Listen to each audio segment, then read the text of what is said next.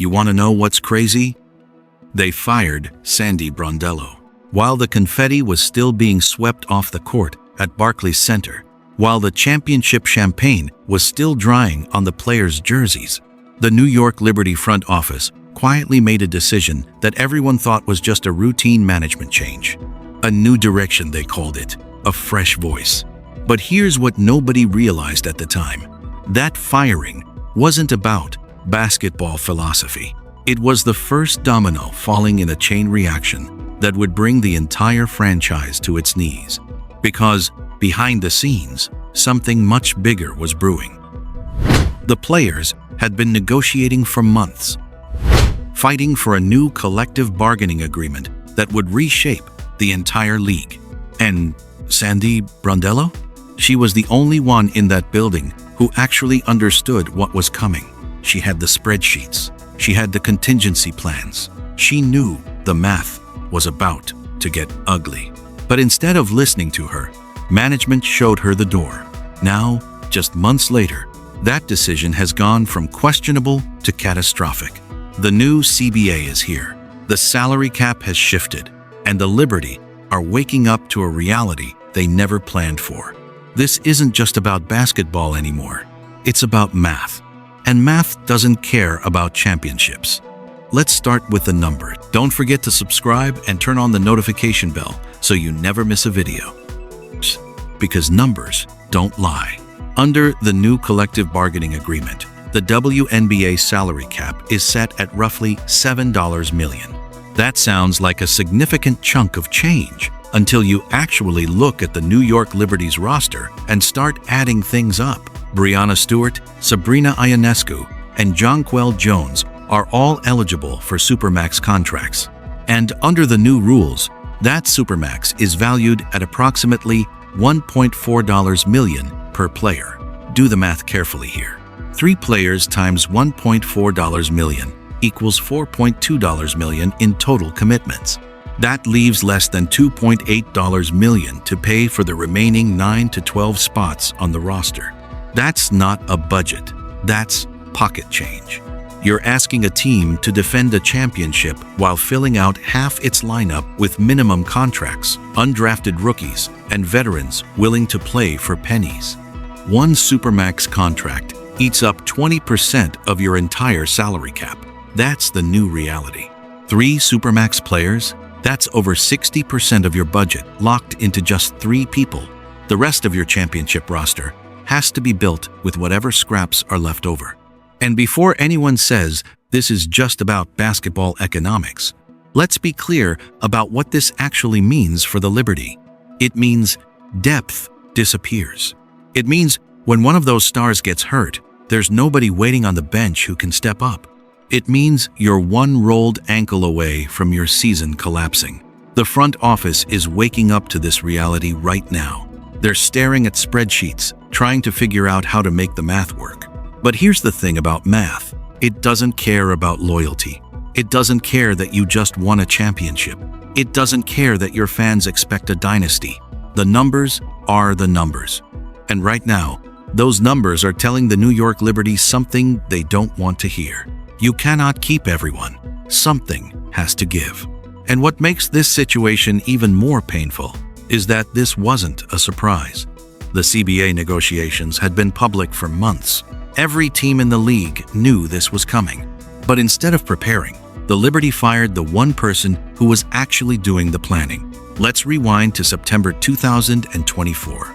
Right after the championship parade, the New York Liberty had just accomplished something historic.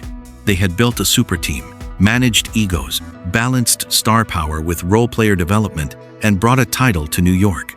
And the person orchestrating all of it was Sandy Brondello. She wasn't just a coach. She was the architect. She understood how to build a system where 3 superstars could coexist without killing the budget. She knew the CBA was coming. She had been studying the numbers, preparing contingency plans, figuring out which role players could be developed internally and which veterans would take discounts to chase a ring. She was the only person in that organization thinking 3 steps ahead. And what did management do? They fired her. They called it a strategic shift. They said they wanted a new direction, but anyone paying attention knew the truth. This was about control. The front office wanted to prove that the success was because of them, not because of the coach. So they pushed her out, assuming the stars would stay regardless of who was on the sidelines. Jonathan Kolb, the general manager, went on record in September with absolute confidence. He said all 3 stars would return. He said there was nothing to worry about. He sounded so sure. That quote has aged like milk sitting in the desert sun. Because confidence doesn't pay salaries. Confidence doesn't solve cap mathematics. And confidence definitely doesn't replace the institutional knowledge that walked out the door when Brondello was shown the exit. Now, the front office is sitting in the exact situation Brondello had been warning them about, and they're scrambling. They're trying to figure out how to structure contracts, how to convince stars to take discounts, how to fill out a roster with no money left. The person who had the answers is gone. The person who built the system is coaching somewhere else. And the Liberty are left trying to solve a puzzle with half the pieces missing. This is what happens when arrogance replaces competence. You don't just lose a coach, you lose the roadmap. End quote. And now, with free agency days away, there's no roadmap left. Let's talk about the players, because this isn't just about spreadsheets and cap figures. This is about real people facing real financial decisions that will impact the rest of their lives. Breanna Stewart is 30 years old. She's on the back end of her prime.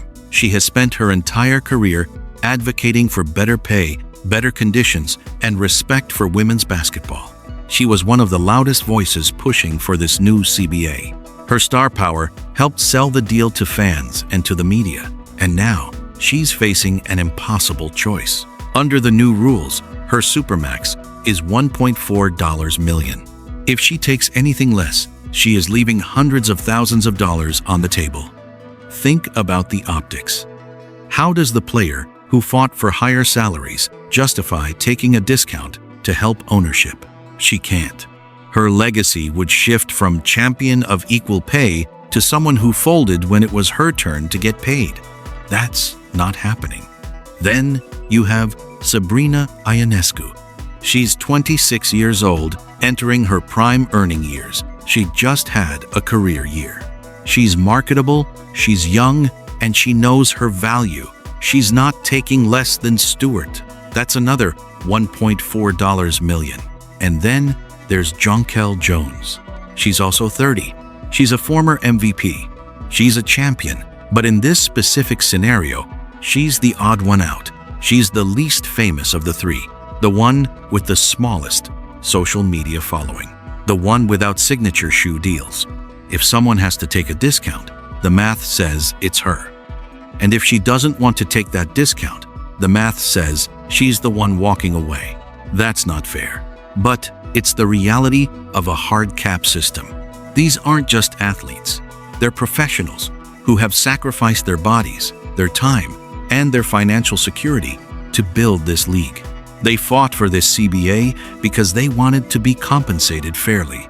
And now, the Liberty are asking them to undo all of that progress out of loyalty to a franchise that just fired the coach who made them successful.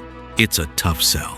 And in the next few days, we're going to find out who blinks first. Let's game out how this actually ends, because this is where theory meets reality and someone's dreams get crushed. There are 4 scenarios. None of them involve a parade.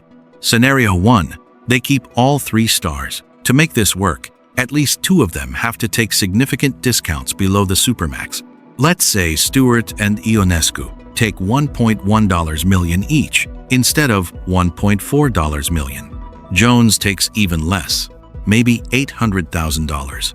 That's roughly $3 million committed to your big 3. That leaves about $4 million for the remaining 9 to 12 roster spots. You're now paying role players poverty wages to surround your stars. Your bench disappears. Your depth evaporates. One injury to a star, and your season collapses.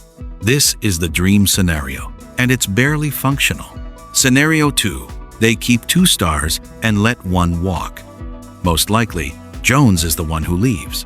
She gets a supermax offer from another team, maybe Washington or Atlanta, somewhere that can build around her as the clear number 1 option.